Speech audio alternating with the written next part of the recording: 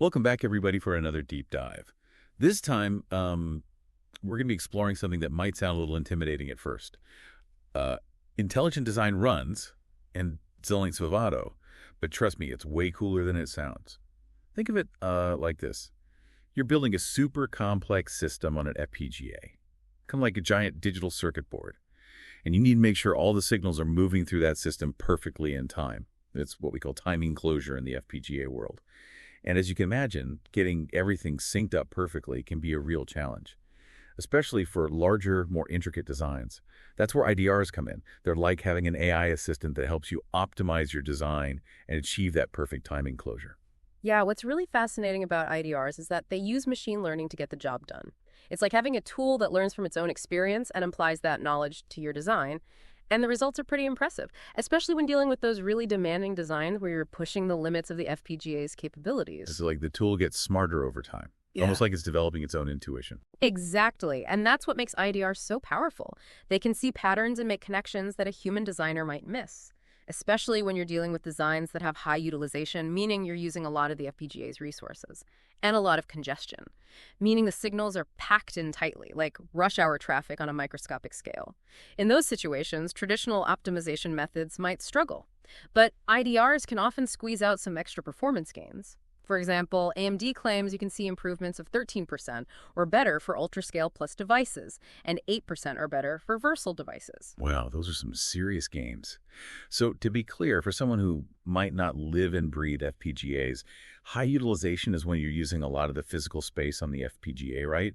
And congestion is when you've got a ton of signals trying to move through the same area. That's a great way to put it. It's all about fitting a lot of functionality into a limited space and making sure the signals can all get where they need to go without interfering with each other. Okay, that makes sense.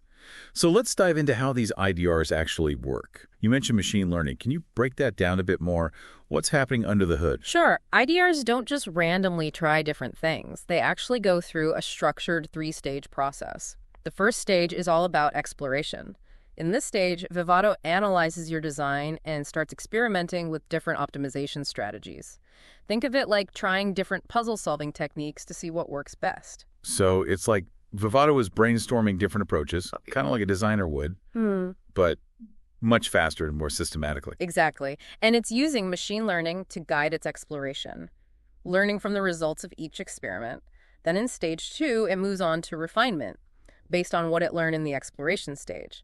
It starts narrowing down the most promising strategies and fine-tuning the implementation. And finally, in stage 3, it's all about putting the finishing touches on the design and making sure it meets all your timing requirements. Okay, that makes the process sound less mysterious.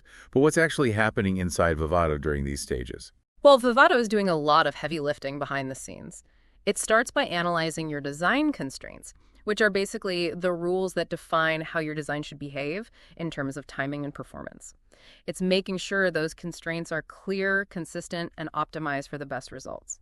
Then it starts optimizing your design by cleaning up any unnecessary logic, making sure your clocks are running smoothly, and figuring out the best physical arrangement of your design on the FPGA.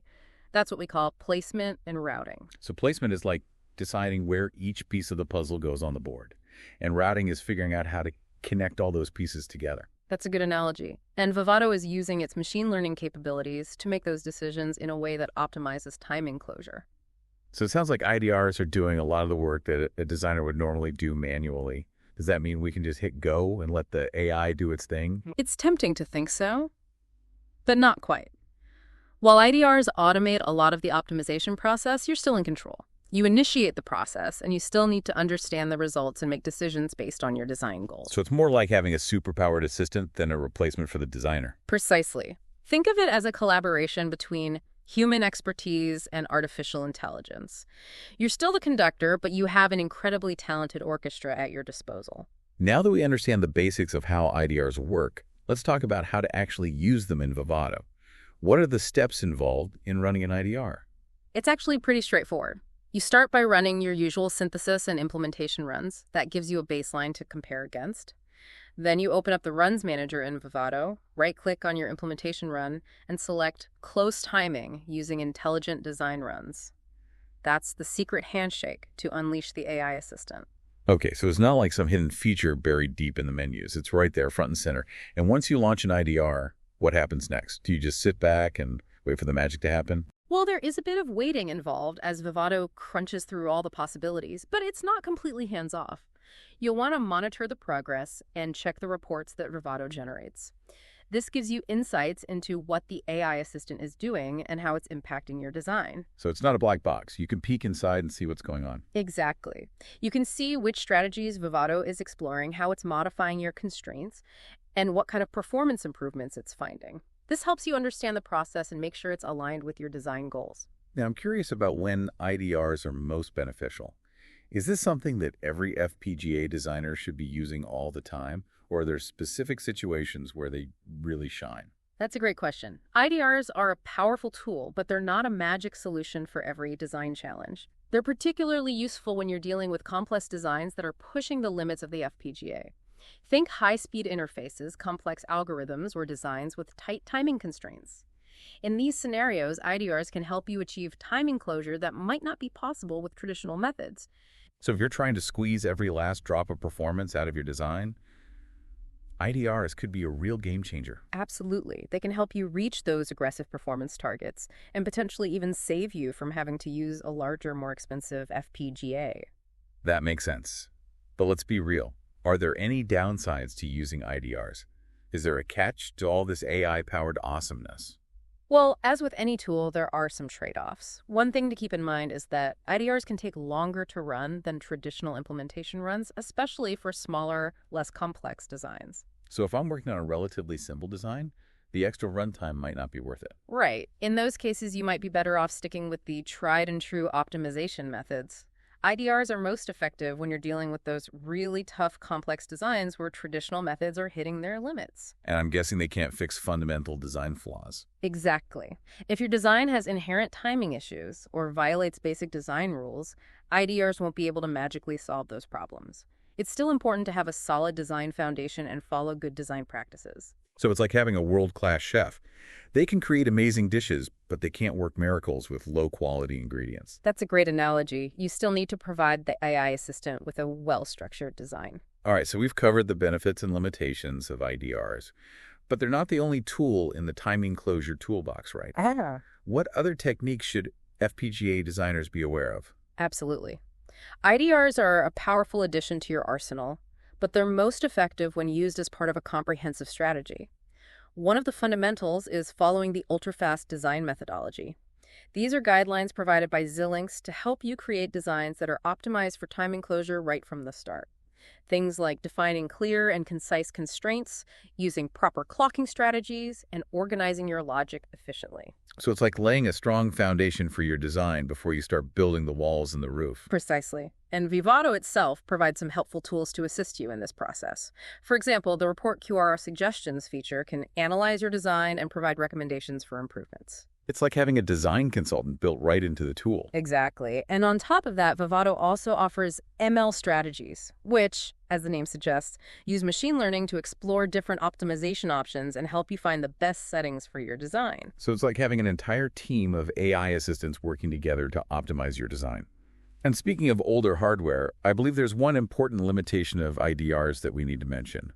That's right. IDRs are a relatively new feature, and they're not supported for older FPGA families like the 7 series devices. So if you're working with those older FPGAs, you'll need to rely on other timing closure techniques. Exactly. And that's a good reminder that even though AI and machine learning are transforming the design process, there's still a lot of value in understanding the fundamentals of FPGA design and the traditional optimization techniques.